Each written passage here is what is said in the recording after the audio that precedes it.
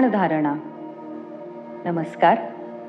योग म्हणजे शरीर, संवेदना, मन, बुद्धी, अहंकार, चित्त या सगळ्यांच्या पलीकडे जाऊन स्वतःला पूर्णपणे जाणून घेणं. आपल्या पंचेंद्रियांमुळे आपण फक्त बाह्य जगाचा अनुभव घेत असतो आणि बाह्य जगाच्या प्रभावामुळे आपले विचार आणि मन फक्त बाह्य जगालाच समजून घेण्यात मग्न असतात. हे आधी एका व्यावहारिक आणि आधुनिक उदाहरणाद्वारे विचार करून समजून घेऊयात. कल्पना करा की तुम्ही एक स्मार्टफोन आहात. या स्मार्टफोनचा कॅमेरा म्हणजे तुमचे डोळे आणि माईक म्हणजे तुमचे कान. आता या फोनवरून व्हिडिओ रेकॉर्डिंग केलं की ते त्याच्या मेमरी कार्डमध्ये स्टोअर होईल. पण या स्मार्टफोनला स्वतःची काही जाणीव आहे का? तसंच आपल्या बाबतीत होत असतं. आपल्याला जगाची जाणीव आहे, जगाचा अनुभव होत आहे, पण स्वतःचा नाही. पंचेंद्रियांच्या या बहिर्मुखी रचनेमुळे आपण स्वतःला विशेष कौशल्याशिवाय जाणून घेऊ शकत नाही. आपण एखादी गोष्ट शिकायला जसा विशेष अभ्यास करतो, सराव करतो, तसेच स्वतःला जाणून घ्यायचे असेल तर विशेष कौशल्य आत्मसात करणं आवश्यक आहे. समजा तुम्हाला गायक व्हायचं आहे, तर तुम्हाला तुमच्या गायनाचा सतत रियाज करावा लागेल. एखाद्या खेळामध्ये पारंगत व्हायचं असेल तर काही वर्ष सराव करावा लागेल. एखादं तांत्रिक शिक्षण घ्यायचं असेल तर त्याचा कोर्स करावा लागेल. योग हा एक खूप मोठा विषय आहे. त्याचा आपल्या शारीरिक, मानसिक, बौद्धिक आणि आत्मभान विकासासाठी हजारो वर्षांपासून वापर होत आहे. आपलं सौभाग्य आहे की जीवनाची खरी जाणीव करून देणारं हे कौशल्य भारतात निर्माण झालं आणि आता संपूर्ण जग त्याचा वापर, व्यापार आणि आभार व्यक्त करत आहे. साल 2015 पासून दरवर्षी 21 जूनला संपूर्ण जग अगदी उत्सुकतेने इंटरनॅशनल योग दिवस साजरा करतं. योग ही आपल्या पुरातन परंपरेची अमूल्य भेट आहे. योगाने मन आणि शरीर, विचार आणि कृती यांची एकरूपता करणं शक्य आहे. योग कौशल्याचा समग्र दृष्टिकोन आपल्या आरोग्यासाठी आणि आपल्या कल्याणासाठी महत्त्वपूर्ण आहे. योग केवळ व्यायामाबद्दल नाही, स्वतःमध्ये, जगामध्ये आणि निसर्गामध्ये एकतेची भावना शोधण्याचा हा एकमेव मार्ग आहे. आपलं शरीर असंख्य आश्चर्यांनी भरलेलं आहे. आपल्या शरीरातील पंचेंद्रियाची क्षमता आपण या कार्यक्रमाच्या पहिल्या भागातच अतिशय विस्तारित स्वरूपात समजून घेतली. ध्यान आणि धारणा समजून घेण्याआधी आपल्या शरीरातील काही आश्चर्यकारक गोष्टींची माहिती मिळाल्यावर तुमचा उत्साह नक्कीच वाढेल. आपल्या शरीरात साधारण 5.5 लिटर इतकं रक्त असतं. शरीरातील रक्त सतत संपूर्ण शरीरातून न थांबता प्रवास करत असतं. हा हजारो किलोमीटरचा प्रवास असतो आणि प्रत्येक मिनिटाला संपूर्ण शरीरातून हे रक्त साधारण 3 फेऱ्या पूर्ण करतं. शरीरातील सर्व रक्तवाहिन्या आणि केशिका एकमेकांना जोडून ठेवल्या तर पृथ्वीच्या विषुववृत्ताचे 2.5 फेरे म्हणजेच साधारण 1,00,000 किलोमीटरचा वेढा तयार होईल इतक्या वाहिन्या एका मानव शरीरात असतात. आपल्या लाल रक्तपेशी म्हणजेच रेड ब्लड सेल्स साधारण 4 महिने जगतात आणि त्या पेशी मरेपर्यंत आपल्या संपूर्ण शरीराच्या साधारण 2.5 लाख फेऱ्या पूर्ण करतात. आपण रस्त्यावर बाहेर पडल्यावर रस्त्यात अनेक खड्डे, अडथळे, ट्रॅफिक जॅम अनुभवत असतो. शहरातील प्रवासात आपल्याला फक्त 25 ते 30 किलोमीटरचा प्रवास त्याला तासभर लागतो. मग इतक्या लांबच लांब हजारो किलोमीटरचा प्रवास करणाऱ्या रक्तपेशींचा प्रवाह किती वेगात चालत असेल. आपल्या गाडीचं जरा जरी स्पीड वाढवलं तर आपल्याला लगेच तीव्र कंपनं म्हणजेच व्हायब्रेशन जाणवतात किंवा हवेचा दाब जाणवतो. मग आपल्या शरीरात इतक्या प्रचंड वेगात फिरणाऱ्या रक्ताचा प्रवाह तुम्हाला अगदी सहज जाणवतो का? सृष्टीच्या निर्मात्याने असे कुठल्या प्रकारचे शॉक ॲब्झॉर्बर्स बसवले आहेत जो इतका प्रचंड वेग नियंत्रित करतात? एका इमारतीमध्ये तळमजल्यावरून पहिल्या मजल्यावर जरी पाणी चढवायचं असेल तर आपल्याला हॉर्स पॉवर्स असलेल्या पंपची गरज पडते. त्यासाठी विद्युत प्रवाह लागतो. मग अशी कुठली एनर्जी आहे जी शारीरिक प्रवाह स्वयंचलित करते? या गोष्टींचं तुम्हाला आश्चर्य वाटतंय का? आश्चर्य वाटत असेल तरच तुम्हाला आपल्या शरीराच्या आणि मनाच्या असीम क्षमतांचा शोध घेता येईल आणि त्यांचा मनस्वास्थ्य टिकवण्यासाठी उपयोग होईल. योग हे असं शास्त्र आहे ज्यामध्ये मनस्वास्थ्य ही फक्त सुरुवात आहे. जीवनाचं प्रत्यक्ष स्वरूप समजावून घेण्यासाठी एक अतिशय सखोल अभ्यास म्हणून योगशास्त्राची आज जगभर ओळख झालेली आहे. योग साधनेमध्ये भक्तियोग, ज्ञानयोग, कर्मयोग आणि राजयोग असे 4 मार्ग आहेत. यामध्ये राजयोग हा आपल्याला तांत्रिक पद्धतीने योगाभ्यास करण्यास मदत करतो. राजयोगामध्ये यम, नियम, आसन, प्राणायाम, प्रत्याहार, धारणा, ध्यान आणि समाधी ही अशी एकूण 8 मुख्य अंग आहेत. फक्त एक खरा साधकच या 8ही अंगांचा परिपूर्णपणे अभ्यास करून समाधीसारख्या अनुभवांपर्यंत पोहोचतो. सामान्य माणसाला मनस्वास्थ्य, शरीरस्वास्थ्य, मनशांती आणि शुद्ध व्यक्तिमत्व घडवायला राजयोग हे एक बहुमूल्य शास्त्र पतंजली ऋषींनी योगसूत्राच्या माध्यमातून रचनाबद्ध केलेले आहे. आजच्या या भागात आपण या 8 अंगांची साधी ओळख करून घेऊ. पहिला भाग आहे यम. यम म्हणजे आपल्या नैतिक जबाबदाऱ्या. अहिंसा, सत्य, ब्रह्मचर्य, अस्तेय आणि अपरिग्रह असे 5 यम आहेत. कोणत्याही प्रकारची हिंसा न करणे म्हणजे अहिंसा. नेहमी खरेपणाने वागणे आणि बोलणे म्हणजे सत्य. कधीही चोरी न करणे म्हणजेच अस्तेय. निसर्गनिर्मित जीवनशैलीची जाणीव ठेवणं आणि निसर्गातील सर्व सजीवांशी सहानुभूतीने वागणं. आपल्या सर्व शारीरिक आणि मानसिक उपभोगांवर निसर्ग नियम समजावून घेऊन जाणीवपूर्वक संयम पाळणं म्हणजेच ब्रह्मचर्य. शरीरासाठी कसलीही व्यसने बाधकच आहेत. मग या व्यसनांपासून दूर राहून शरीर शुद्ध ठेवणं हा सुद्धा ब्रह्मचर्याचाच एक भाग आहे. तसेच आपल्याकडे गरजेपेक्षा जास्त असलेल्या गोष्टींचा लोभ न ठेवणे किंवा त्याचा त्याग करणे म्हणजेच अपरिग्रह.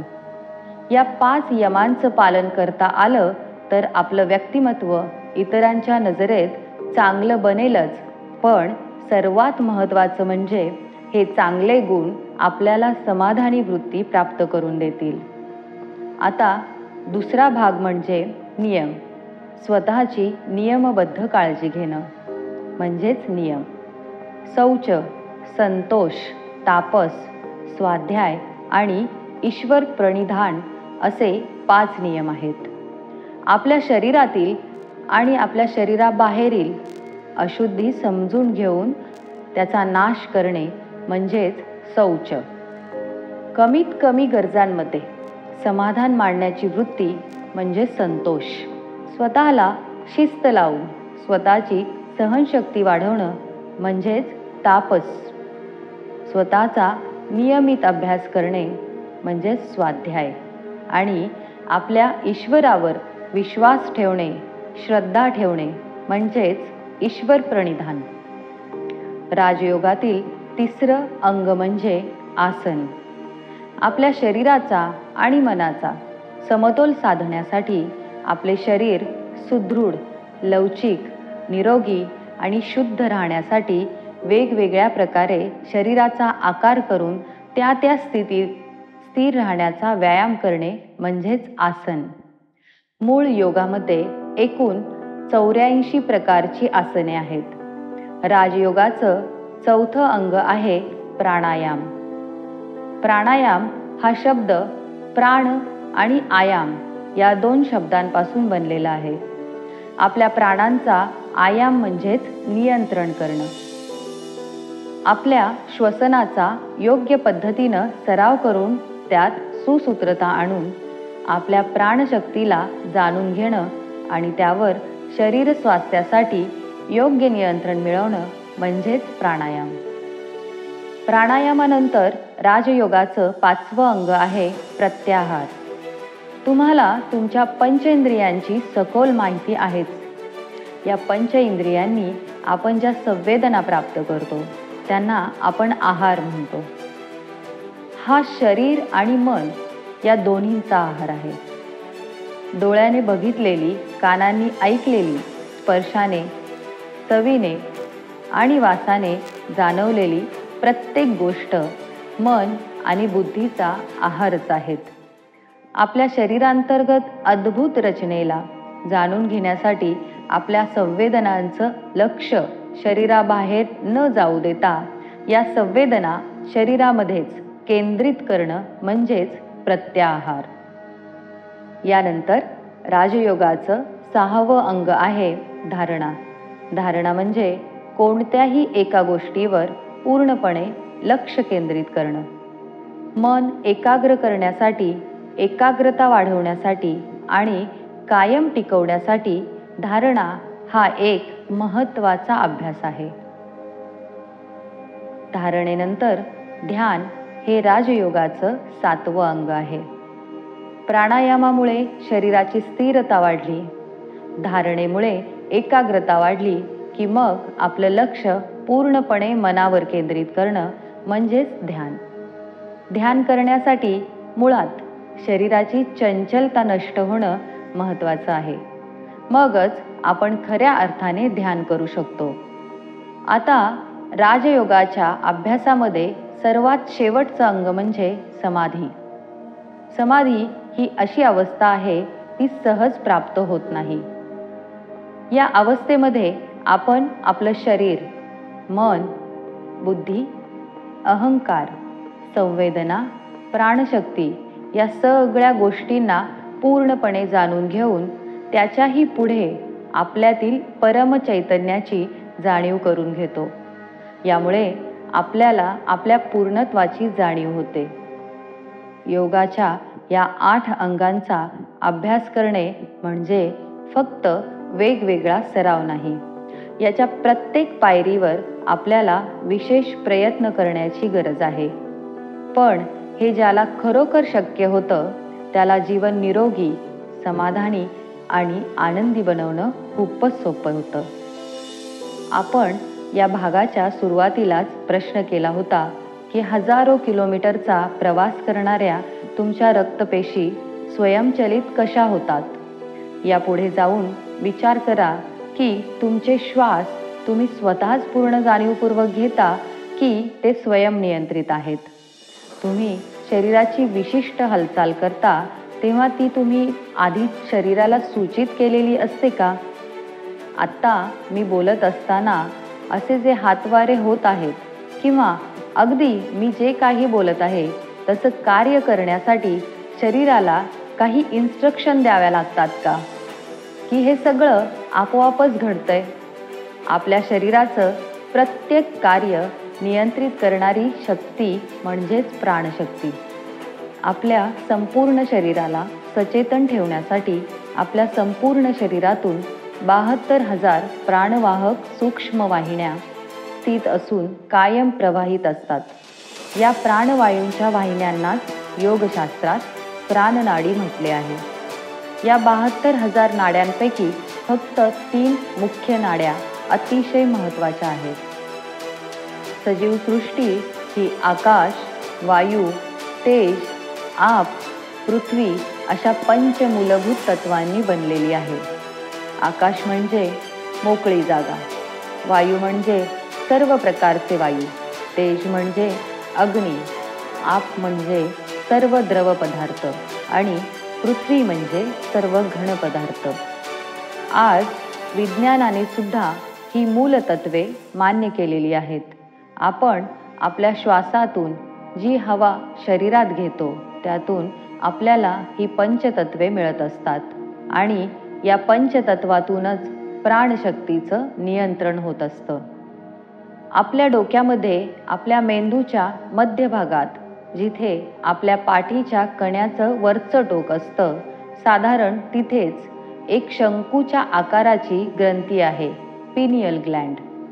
तिथून थेट पाठीच्या कण्याच्या शेवटच्या टोकानंतर जननेंद्रिय आणि गुदद्वाराच्या मधल्या जागेत जिथे कुंडलिनी शक्तीचा वास आहे तिथपर्यंत शरीरामध्ये नागमोडी वळण घेत 3 मुख्य प्राणनाड्या कायम प्रवाहित असतात. आपल्या जननेंद्रिय आणि गुदद्वाराच्या मधल्या जागेत शांत स्वरूपात प्राणशक्तीचे मूळ स्वरूप म्हणजेच कुंडलिनी शक्ती असते आणि ती शांत असल्यामुळे एका 3.5 वेटोळे घालून पहुडलेल्या नागिणीसारखी या शक्तीचे वर्णन आहे. पतंजली महर्षींची मूर्ती किंवा चित्र बघितलं तर त्यांचं अर्ध शरीरच या 3.5 वेटोळे घातलेल्या नागिणीचे दर्शवलेले आहे. पाठीच्या कण्याला आपण तांत्रिक भाषेत मेरुदंड म्हणतो. या मेरुदंडाच्या डाव्या बाजूने इडा नाडी, उजव्या बाजूने पिंगला नाडी आणि मध्यभागातून सूक्ष्म केसासारखी सुषुम्ना नाडी कायम प्रवाहित असते. आपले श्वास म्हणजेच स्वर. म्हणूनच आपल्या डाव्या नाकपुडीने श्वास घेतो त्याला चंद्रस्वर आणि उजव्या नाकपुडीने श्वास घेतो त्याला सूर्यस्वर म्हणतो. आपण ज्या पद्धतीने श्वास घेतो त्याची तुम्हाला कधी जाणीव आहे का? आपण एकदा डाव्या नाकपुडीतून, नंतर दोन्ही नाकपुडीतून आणि त्यानंतर उजव्या नाकपुडीतून असा 3 प्रकारे श्वास घेत असतो. डावी इडा नाडी आपल्या डाव्या नाकपुडीतून वाहणाऱ्या श्वासांशी संलग्न असते. उजवी पिंगला नाडी आपल्या उजव्या नाकपुडीतून वाहणाऱ्या श्वासांशी संलग्न असते आणि ज्यावेळी दोन्ही नाकपुड्यातून आपण श्वास प्रवाहित करत असतो त्यावेळी सुषुम्ना नाडी प्रवाहित होत असते. इडा नाडीला चंद्रनाडी आणि पिंगला नाडीला सूर्यनाडी असेही म्हटले आहे. आपला श्वास कायम सुरू असतो आणि मग आपल्या मनात ज्या भावना निर्माण होतात त्यांच्या तीव्रतेनुसार आपल्या श्वासांची गती कमी किंवा जास्त होत असते. तुम्हाला कदाचित आश्चर्य वाटेल, पण आपले श्वास कसे चालतात याचा अतिशय सूक्ष्म अभ्यास हजारो वर्षांपूर्वी संस्कृत ग्रंथांमध्ये लिहून ठेवला आहे. अगदी थोडक्यात सांगायचं म्हणजे आपण दिवस रात्र 24 तासात 21,600 वेळा श्वास घेतो. म्हणजे तुम्ही गणित करून बघा की 24 तासांमध्ये 86,400 सेकंद असतात. मग जर 21,600 श्वास होत असतील तर एक श्वास 4 सेकंदांचा होतो. म्हणजेच एक स्वस्थ मनुष्य 2 सेकंद श्वास घेतो आणि 2 सेकंदात सोडतो. सकारेन बहिर्याती हकारेन विषेत्त पुनः हंस हंसेत्यमू मंत्रम जीवो जपती नित्यशः. श्वास घेताना स असा आवाज होतो आणि श्वास सोडताना ह असा आवाज होतो. हंस हा मंत्र सगळे जीव कायम जपत असतात. श्वास घेताना स आणि श्वास सोडताना ह असा नैसर्गिकरित्या श्वासांचा आवाज होत असतो. म्हणून या नैसर्गिक शब्दांचा दिवस रात्र श्वासांबरोबर जप केला तर ही सगळ्यात प्रभावी धारणा आहे. म्हणजेच तुम्ही जर कायम आपल्या श्वासांकडे लक्ष दिलत आणि हं स या शब्दांना श्वास सोडताना आणि श्वास घेताना मनात उच्चारलं तर हे मेडिटेशन अगदी दिवस रात्र होईल. तुम्ही कायम कामात असाल किंवा नसाल तरी आपल्या श्वासांवर लक्ष ठेवलं तर तुमच्या श्वासांची गती आपोआप नियंत्रणात येईल. कोणत्याही भावनेच्या, विचारांच्या प्रभावामुळे ती कमी जास्त होणार नाही. शरीरात प्राणवायूचा प्रमाणबद्ध पुरवठा होईल. मग तुमचं शरीर स्वस्थ आणि उत्साही राहील आणि प्रत्येक कामात एकाग्रता वाढेल. बुद्धी कायम जागरूक राहील आणि तल्लख राहील. योगशास्त्राच्या सर्व प्रमुख ग्रंथांमध्ये हा खुलासा वारंवार मिळतो. हा वारसा बहुमूल्य आहे आणि इथे सोप्या भाषेत तुमच्यापर्यंत पोहोचवण्याचा हा आमचा प्रयत्न सफल व्हावा अशी माझी अगदी मनापासून अपेक्षा आहे. साधू संतांची, योगीजनांची तुळशीमाळ, रुद्राक्षमाळ, जपमाळ 108 मण्यांचीच का असते माहिती आहे का? 21,600च्या निम्मे म्हणजे 10,800 श्वास 12 तासात पूर्ण होतात. आता 10,800ला 100ने भागलं तर किती आकडा येईल? 108. लक्षात घ्या, हे एक सखोल शास्त्र आहे. 108 मण्यांची माळ 100 वेळा 4 सेकंदाच्या एका श्वासाप्रमाणे जपली तर दिवसात 10,800 श्वास पूर्ण होतात. या परिपूर्ण अभ्यासानं प्राणायाम, धारणा आणि ध्यान करता यावं म्हणूनच एक साधन म्हणून ही माळ खऱ्या अर्थानं वापरली जात असे. यापुढे जाऊन असाही खुलासा मिळतो की एका नाकपुडीतून साधारण 56 मिनिटे, नंतर दोन्ही नाकपुड्यातून 4 मिनिटे आणि परत दुसऱ्या नाकपुडीतून 56 मिनिटे हा प्रवाह बदलत असतो. हे तुमच्या लक्षात कधी आलंय का? आपल्या भावना, आपल्या कृती यामध्ये समतोल राहत नाही, म्हणूनच आपल्याला शारीरिक त्रास होतात. आपला डावा श्वास मेंदूच्या उजव्या बाजूशी आणि उजवा श्वास मेंदूच्या डाव्या बाजूशी संलग्न असतो. म्हणजेच ज्यावेळी आपला श्वास डाव्या नाकपुडीने सुरू असतो तेव्हा मेंदूचा उजवा भाग अधिक कार्यरत असतो आणि ज्यावेळी श्वास उजव्या नाकपुडीने सुरू असतो तेव्हा मेंदूचा डावा भाग अधिक कार्यरत असतो. आता हे अतिशय महत्त्वाचं लक्षात घ्या की आपल्या मेंदूचा डावा भाग कृतीत्मक, गणितीय, अर्थपूर्ण, तार्किक, व्यावहारिक क्षमतांचं नियंत्रण करत असतो. मेंदूचा उजवा भाग कलात्मक, भावनिक आणि वैचारिक क्षमतांचं नियंत्रण करतो. म्हणजेच ज्यावेळी तुमचा श्वास डाव्या नाकपुडीने सुरू असतो तेव्हा तुम्ही कुठलंही वैचारिक काम करणं म्हणजेच कलात्मक लिहिणं, पेंटिंग करणं, विचार करून एखाद्या समस्येचं निराकरण करणं अशी वैचारिक कामं म्हणजेच मेंटल ॲक्टिव्हिटीज अगदी सहज करू शकता. आणि जेव्हा तुमची उजवी नाकपुडी चालू असते तेव्हा तुम्ही व्यायाम करणं, प्रवास करणं, मैदानी खेळ खेळणं, डान्स करणं, शारीरिक कृती करणं म्हणजेच फिजिकल ॲक्टिव्हिटीज अगदी सहजपणे करू शकता. पण ज्यावेळी श्वासांचा प्रवाह दोन्ही नाकपुड्यातून सुरू होतो तेव्हा मात्र हा वेळ शांत बसण्यात, ध्यान करण्यात, कुठलाही खटाटोप न करण्यात घालवावा. कारण याच वेळी तुमची सुषुम्ना नाडी चालू असते. याच प्रवाहांचा अभ्यास करून त्यांचं नियंत्रण करून सुषुम्ना नाडी म्हणजेच दोन्ही नाकपुड्यांची श्वास घ्यायची वेळ लांबवण्याचा प्रयत्न करून याच वेळी ध्यान करण्याचा प्रयास करणं हा ध्यान कौशल्याचा महत्त्वाचा भाग आहे. इतिहासातील महान योगी अशाच प्रकारे ध्यान करायचे. आपल्याला अजून खूप काही अभ्यासक गोष्टी सांगता येतील, पण आपला हेतू फक्त मानसिक स्वास्थ्यापुरता मर्यादित आहे. त्यामुळे या कार्यक्रमात पुढे आपण प्राणायाम, धारणा आणि ध्यान हे तांत्रिकदृष्ट्या कसं करायचं ते समजून घेऊयात. प्राणायाम, त्यानंतर धारणा आणि त्यानंतर ध्यान करण्यासाठी आधी आसनसिद्धीची गरज असते.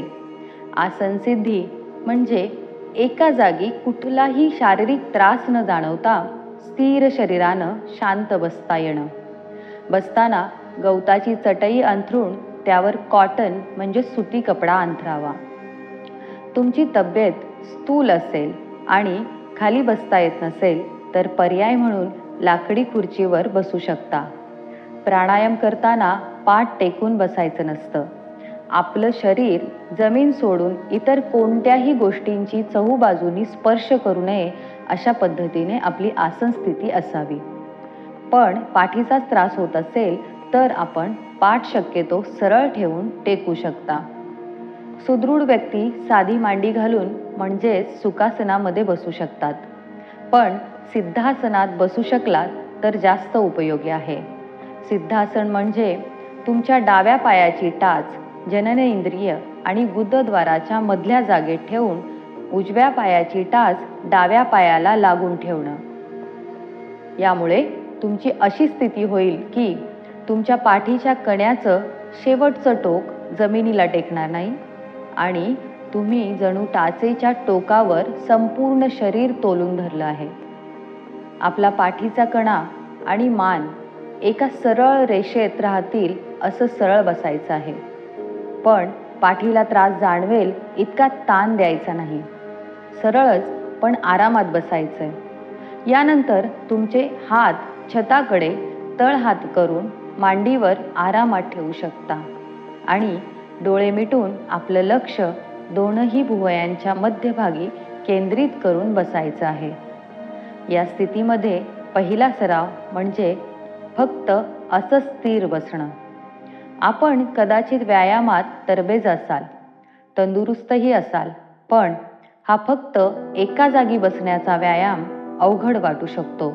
यात आपल्याला आधी शरीराची चंचलता नष्ट करायची आहे. आपण एका जागी जास्त वेळ बसाल तर तुमच्या पायाला मुंग्या येतील, पाठीत दुखेल, स्किन इरिटेशन होईल. असे वेगवेगळे त्रास तुम्हाला स्थिर बसू देणार नाहीत. मग ध्यान कसं लागेल? म्हणूनच फक्त जास्त वेळ बसायचा सराव करून ही शरीराची चंचलता तिच्याकडे दुर्लक्ष करून ती नष्ट करायची आहे. म्हणजे या सगळ्या जाणीवांकडे दुर्लक्ष करून शांत आणि स्थिर बसायचं आहे. सुरुवातीला अगदी 15 मिनिटांपासून सुरुवात करून नंतर हळूहळू वेळ वाढवून अगदी तासाभरापर्यंत बसण्याचा सराव करू शकता. आता हे करत असताना सुरुवातीला आपल्या नाडी शोधन म्हणजे इडा, पिंगला आणि सुषुम्ना या प्राणनाड्यांची श्वासाद्वारे शुद्धी करायची आहे. यासाठी आपल्याला पूरक, कुंभक, रेचक प्राणायाम करायचा आहे. दीर्घ श्वास घेणं म्हणजे पूरक. श्वास घेतल्यानंतर आणि श्वास सोडल्यानंतर दोन्ही वेळेला श्वास रोखून धरणं म्हणजे कुंभक आणि रोखलेला श्वास हळुवारपणे सोडणं म्हणजे रेचक. डावा हात तसाच डाव्या मांडीवर ठेवा आणि उजव्या हाताची तर्जनी आणि मध्यमा ही 2 बोटं अंगठ्यांच्या खालच्या टोकाला टेकवा. आणि आता पहिला पूरक म्हणजे अंगठ्याने उजवी नाकपुडी बंद करा आणि डाव्या नाकपुडीने संथ गतीने पूर्ण श्वास घ्या. यावेळी श्वास घेताना मनात 4 वेळा औम असा उच्चार करा. दुसरा कुंभक म्हणजे त्यानंतर श्वास रोखून मनात दुप्पट म्हणजे 8 वेळा औम असा उच्चार करा.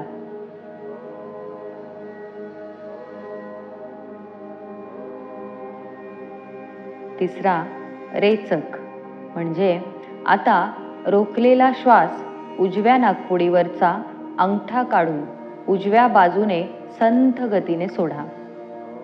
श्वास सोडताना मनात 4 वेळा औम असा उच्चार करा. यावेळी पोट अगदी आत ओढून फुफ्फुसातील पूर्ण श्वास बाहेर हळूहळू सोडत जा. आता परत पूरक. अनामिकेने डावी नाकपुडी बंद करा आणि उजव्या नाकपुडीने संथ गतीने पूर्ण श्वास घ्या. यावेळी श्वास घेताना मनात 4 वेळा औम असा उच्चार करा. नंतर कुंभक करा आणि श्वास रोखून मनात दुप्पट म्हणजे 8 वेळा औम असा उच्चार करा.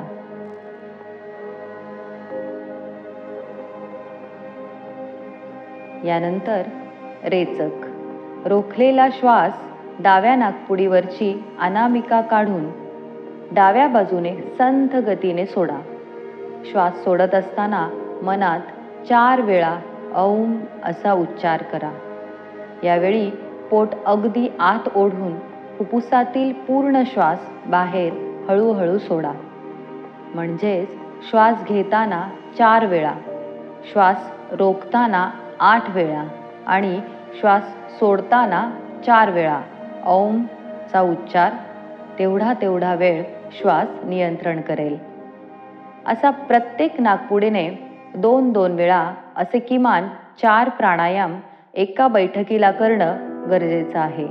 आणि असा दिवसात सकाळी, दुपारी, सायंकाळी आणि रात्री झोपायच्या आधी असा 4 वेळा प्रयोग करा. असे किमान 1 आठवडा केल्यानंतर तुमच्या प्राणायामाचा अवधी वाढवा. म्हणजेच 6 औम पूरक, 12 औम कुंभक आणि परत 6 औम रेचक या प्रमाणात श्वासांची गती कमी करा. या प्राणायामाच्या अभ्यासाने होणारा प्रभाव अमूल्य आहे. याचे मी वर्णन करण्यापेक्षा तुम्ही मनापासून आणि शिस्तीने हे फक्त 2 आठवडे करून बघितलं तर तुम्हाला हा अनुभव जाणवेल आणि त्यानंतर येणाऱ्या उत्साही अनुभवांमुळे तुम्ही स्वतःच हा अभ्यास पुढे चालू ठेवाल यात शंका नाही. हा अभ्यास असाच तोपर्यंत ठेवावा जोपर्यंत आपण आपल्या नाकपुडीला हात न लावता फक्त विचारांनी आपले श्वास बदलू आणि रोखू शकतो. ही जाणीव काही दिवसांनी तुम्हाला आपोआपच होईल. याबरोबरच दिवसात किमान एकदा आणि शक्यतो पहाटे या कार्यक्रमात सांगितलेलं सूचनाबद्ध ध्यान तुम्हाला आसनसिद्धीला आणि मनशांतीला मदत करेल. यापुढे जाऊन धारणा म्हणजे मुळात एका जागी एकाग्र केलेलं लक्ष. यामुळे एकाग्रता वाढून शरीराची आणि विचारांची चंचलता कमी होणं. यासाठी प्राणायाम करताना जेव्हा श्वास शरीराच्या आत रोखला तेव्हा तुमचं लक्ष श्वासाबरोबर शरीरात जाऊन ते तुमच्या पाठीच्या कण्याच्या शेवटच्या टोकापर्यंत जननेंद्रिय आणि गुदद्वाराच्या मधल्या जागेत कुंडलिनीच्या जागी केंद्रित करा. आणि श्वास सोडल्यानंतर तेवढाच वेळ शरीराबाहेरच्या मोकळ्या वातावरणावर केंद्रित करा. इथे तुम्हाला श्वास घेतल्यानंतर आणि सोडल्यानंतर दोन्ही वेळेला रोखून धरायचा आहे. या धारणेमुळे तुम्हाला स्वतःची खरी जाणीव व्हायला सुरुवात होईल. प्राणायाम आणि धारणेच्या प्रभावी सरावामुळे मेरुदंडाच्या शेवटी पहुडलेली कुंडलिनी शक्ती जागरूक होते आणि नागमोडी वळणात शरीरात वर वर चढू लागते. शरीरामध्ये अशा 7 मुख्य जागा आहेत जिथे इडा, पिंगला आणि सुषुम्ना नागमोडी वळणावर एकत्र येतात. अशा या जागांना नाडीचक्र म्हणतात आणि या प्रत्येक चक्रापर्यंत कुंडलिनी पोहोचेल तसे त्याचे लक्षणीय परिणाम आपण अनुभवू शकतो. योगी ध्यानधारणेद्वारे याच चक्रांना खालून वर एकानंतर एक असे जागृत करून पिनियल ग्लँडच्या जागी असलेल्या सहस्राहार चक्रापर्यंत पोहोचवण्याचा प्रयत्न करत असतात. सर्वात खाली जिथे कुंडलिनी शक्ती असते ते मूलाधार चक्र. या चक्रावरच आपण प्रथम लक्ष केंद्रित करण्याची धारणा सांगितली आहे. मूलाधार चक्र आपल्याला आत्मविश्वास आणि सुरक्षिततेची भावना जागृत करते आणि म्हणूनच आपण मनशांतीसाठी फक्त मूलाधार चक्रावरच ध्यान धारणा करण्याचा सल्ला दिला आहे. यापुढे तुमच्या माहितीसाठी पुढच्या चक्रांची माहिती आपण थोडक्यात बघूया. दुसरं स्वादिष्टान चक्र ओटीपोटाजवळ आणि मेरुदंडाच्या शेवटी हे आहे. यावर लक्ष केंद्रित करून धारणा केल्यावर आपली कलात्मक क्षमता आणि सर्जनशीलता आणि आनंदी भावना समतोलित होते. तिसरं मणिपूर चक्र नाभीच्या थोड्या वरच्या भागात हे आहे. यावर लक्ष केंद्रित करून धारणा केल्यावर आपलं मनोबल, इच्छाशक्ती आणि ठामपणाचा स्वभाव समतोलित होतो. चौथं अनाहत चक्र आपल्या हृदयामध्ये आहे. यावर लक्ष केंद्रित करून धारणा केल्यावर आपला प्रेमळ स्वभाव, सर्वसमावेशक भावना समतोलित आणि विकसित होते. पाचवं विशुद्धी चक्र आपल्या गळ्यामध्ये हे स्थित आहे. यावर लक्ष केंद्रित करून धारणा केल्यावर आपलं संभाषण कौशल्य समतोलित होतं आणि ते विकसितही होतं. सहावं अज्न चक्र आपल्या दोन्ही भुवयांच्या मध्यामध्ये कपाळावर हे स्थित आहे. यावर लक्ष केंद्रित करून धारणा केल्यावर आपली प्रेरणा, आत्मभान आणि आत्मज्ञान समतोलित आणि विकसित होण्यास मदत होते. आणि शेवटचं सहस्त्रहार चक्र आपल्या डोक्यावर ते स्थित आहे आणि यावर लक्ष केंद्रित करून धारणा केल्यावर आपल्यामध्ये चैतन्य आणि कल्याणमय जाणीव विकसित होते. हा सूक्ष्म अभ्यास आहे. तुम्ही सुरुवात करा, मार्ग आपोआप सापडत जातील. आता धारणेनंतरच्या ध्यानात आपण फक्त आपल्या मनावर ध्यान केंद्रित करायचं आहे आणि मग मनाचे नियंत्रण करण्याचा अतिशय सोपा मार्ग म्हणजे आपल्या मनाला थोडा वेळ जिकडे वाटेल तिकडे भरकटू द्या. त्यावर नियंत्रण ठेवू नका.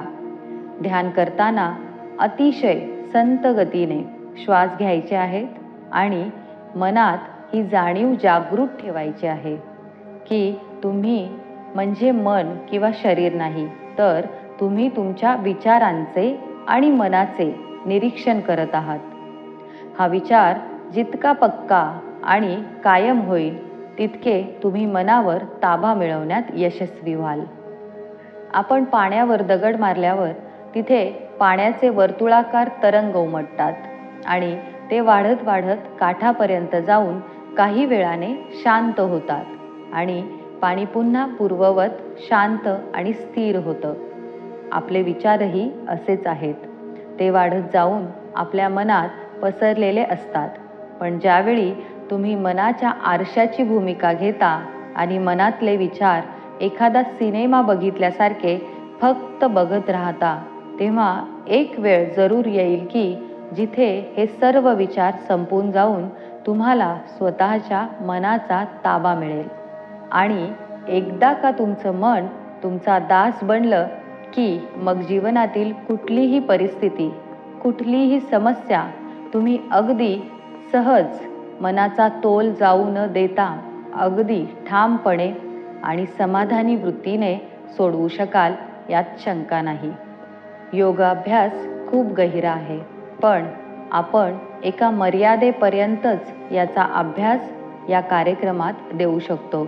कारण यातील पायऱ्या तुम्हाला स्वतःला दीर्घकाळ स्वतः कराव्या लागतील आणि यापुढील अभ्यास करताना तुम्हाला योगतज्ञांच्या प्रत्यक्ष मार्गदर्शनाखालीच शिकणे गरजेचे आहे.